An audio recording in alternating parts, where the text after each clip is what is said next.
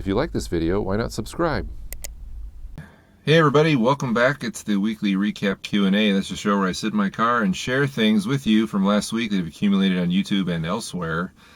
One thing I used to do was share links from Facebook and Twitter on this show down below in the description, but I won't be doing that anymore, mostly because the Facebook group where these links tend to accrue has gotten so big, it's over 7,500 members now, that for me to wade through all those links at the end of the week, because that's the only time I can really do them, has just become a really long, laborious process. So my recommendation, if you like the links that you would see down below in the description from this show, they're on Facebook in the Facebook group, so please go to the Facebook group, the link's down below, and join that group, and just be aware of all the links. Even if you don't post, you can always lurk and find interesting information, as well as those links that pop up now and then, some of them for me.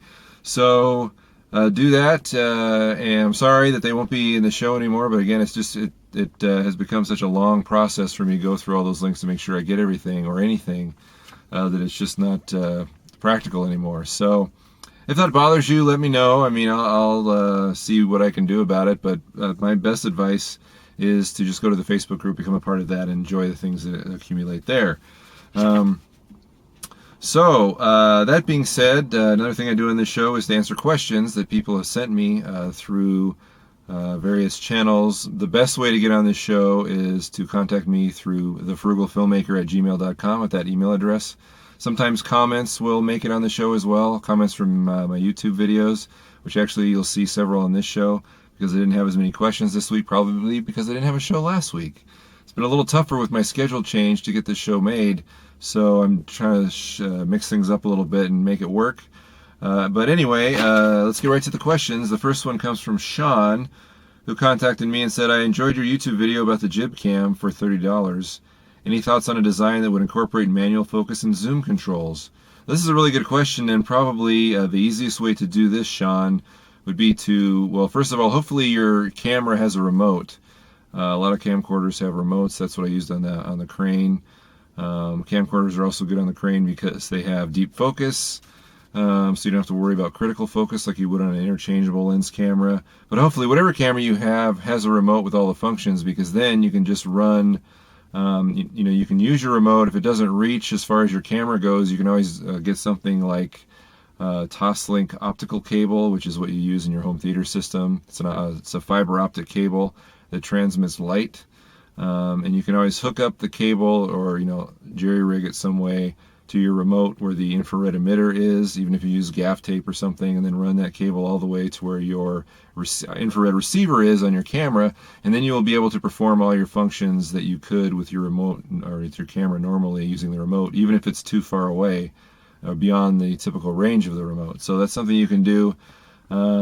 You can use a LANC port also if your camera has a LANC port. That's capital LANC, and you should be able to control a lot of your functions that way if your camera has a built-in LANC port. Mine doesn't. It costs like an extra $100 to add one, so I opted not to do it that way. But usually with me, because everything's in deep focus, I'm usually just shooting wide anyway on crane shots. I don't really see the need, or I don't have the need to do what you're asking, but that would be my advice, to go the remote route or go the LANC route. I'll leave some links down below which will help me explain better what LANC is, maybe a Wikipedia entry. Anyway, there you go. Next up, we've got a comment from YouTube user Andrew Nicastro. He commented on my tip video about cheap audio sweetening, and he asks, I have a question about your audio sweetening. With this device, and would using this device and plugging it directly into the camera have the same effects for a live video stream?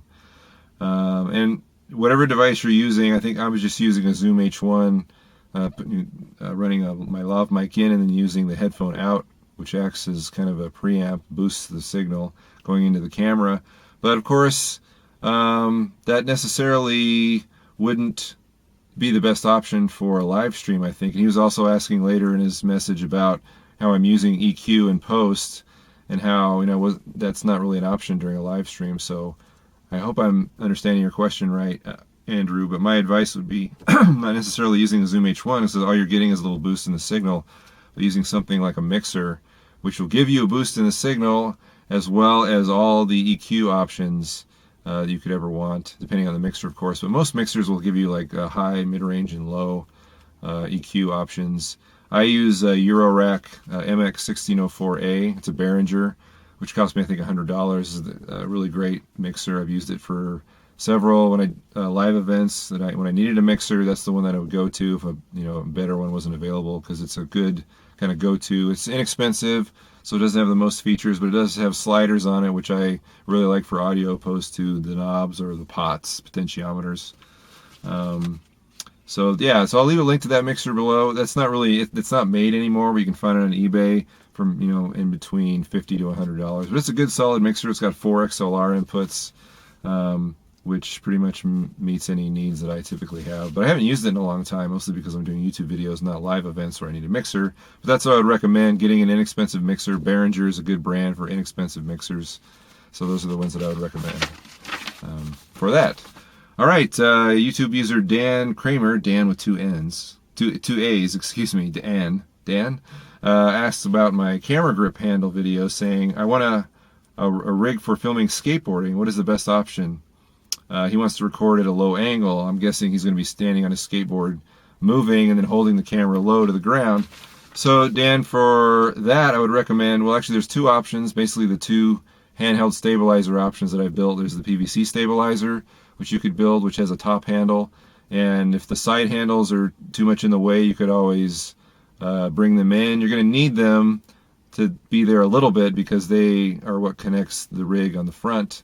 And if you're using PVC, I don't know if I'd recommend not having a front connection, just a back connection. If all you want is a back connection, you want something a little more sturdy, take a look at the Frugal Stabilizer 2 video, which actually is made of 2 flash brackets that you could connect together in a U shape, and it's got a place to mount your camera on the bottom.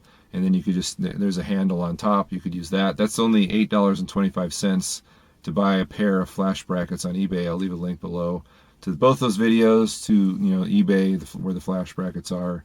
That's probably the best solution, I would think, because even though the PVC rig is a little cheaper to make, although actually by now it probably isn't, it's probably the same, but the flash brackets go together quickly, will do exactly what you want, and it's easy to put together. So alright, so that's all the letters I've had this past week. I also want to bring you guys a little bit more up to date on my thesis film collection day. I haven't been blogging, writing about it as much as I've wanted to. I will be doing that hopefully this week, as I I'm restructuring my schedule to allow for a lot of this stuff. But my thesis film that I'm making in grad school so that I can graduate has been cast. We had callbacks following auditions, and those went really well. We got some really good, really excellent actors, I believe, to be in my film. And so that cast list should be live. I noticed it wasn't live yesterday. The producer is still contacting people and getting confirmations, and once we have all those confirmations, it will be made available on the Collection Day Facebook page, and probably also on my blogs. I write about this and talk about what's going to happen next. But if you've been curious about that and haven't heard anything, that's what's going on. That's about to be revealed, those people that will be featured in that film. And so that's all good news. That's progress. And once I have some of these actors, I can also start doing some test footage, some things I want to do specifically for the Kickstarter video, which that Kickstarter campaign to fund my thesis film will actually, the plan is to run it 30 days in August. So that's coming up soon. So I have a lot to do before that happens, as well as more pre-production and lots of other stuff, which I will tell you all about either here or on my blog. And the blog is the frugalfilmmaker.com if you're curious about that. And again, if you want a question answered on this show, your best bet is to contact me at thefrugalfilmmaker@gmail.com. And there's always the Facebook group, which is very popular right now. People are talking to each other, not necessarily about anything I'm doing, but it's just sort of taken on a life of its own and become a forum. So check that out if you're interested, as well as to get those links that will no longer be featured here on this show and in the description below. And then there's Twitter and YouTube, of course. Those links are right below the picture now. So anyway, that's bringing you up to date, and thanks for tuning in.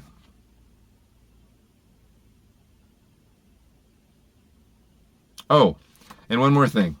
The question. Since we're talking about mixers, which mixer do you use, if you use one? I use the Behringer Eurorack MX1604A. Which mixer do you use and why? Please talk about it, share, leave a comment, all that stuff. Sorry about the brain fart.